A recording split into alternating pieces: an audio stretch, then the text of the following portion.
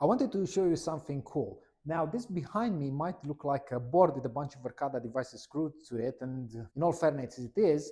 However, it shows how easy it is to get a lot of functionality by using a minimum amount of devices. In my case here, what I tried to replicate was gate controlling your parking. I live in London, and I'm sure that a lot of you do live in very congested areas where parking is essential, and I do get a lot of customers asking me how to better secure those areas. Now, the particular customer I modeled this based on are working for a logistics company, and they have a big yard where they usually have different trucks delivering or picking up equipment, and most of these trucks have no number plates. And because putting in a physical barrier would be impossible in this space, I've simulated this opening with this particular LED.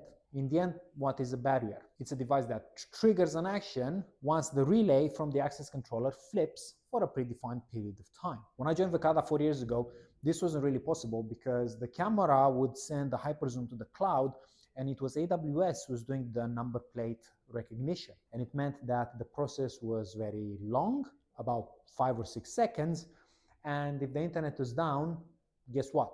You won't have access to your premise. The good part about this now is that the camera does the read on itself and transmits the information to the controller, which decides whether or not that particular car is able to get in. The number plate is just another credential that's added to a profile together with cards, Bluetooth, and NFC unlock. But what about regular employees? Sure, they can use their cards, they can use their fobs, but what about something that they don't forget that much at home and are less likely to break? Well, this is where mobile phones come in. A few years ago, we developed Bluetooth unlock, which actually is perfect for this because it gives you the ability to open a door 5 to 10 meters away. However, what I just showed you is NFC unlock, where the card is actually part of my digital wallet. And the reason why you might want to use NFC unlock in more secure areas is that as opposed to Bluetooth unlock, you can actually set it to ask for authentication before the card gets presented. Now, what about the drivers that come in and they don't work for the company? We can't give them cards, we can't ask them to download an app, but what we can do is that we can give them a PIN code, and that's actually the reason why we used this intercom. So I'll just type in, and hopefully you use something a bit more complex than 1, 2, 3, 4, 5, 6, and the gate magically opens. In my case, because we want to reduce the infrastructure, the intercom also acts as a single door controller.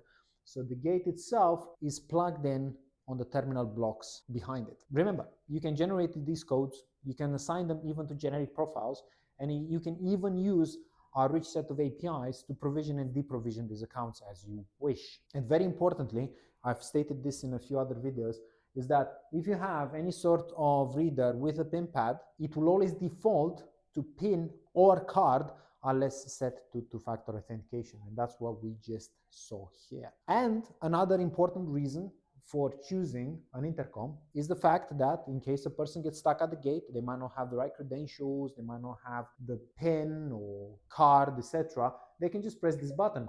And this can actually route to multiple ways. Let's say during the day you have a receptionist, they have an iPad next to them which has the desk station app, and that will allow them to pick up the call from there and just press a button to open the door.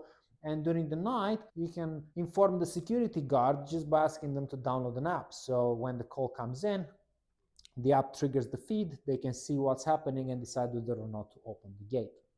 The last thing I wanted to also emphasize on this board is this device here, because without internet, nothing is going to work. Remember, Verkada is a solution that will maintain its core security functions when the internet is down. However, it is not an on-premise solution. And in our case, because the gate was so far away and it was very difficult to dig a trench and put in a cable or use any sort of like Wi-Fi mesh, we decided to use a cellular gateway.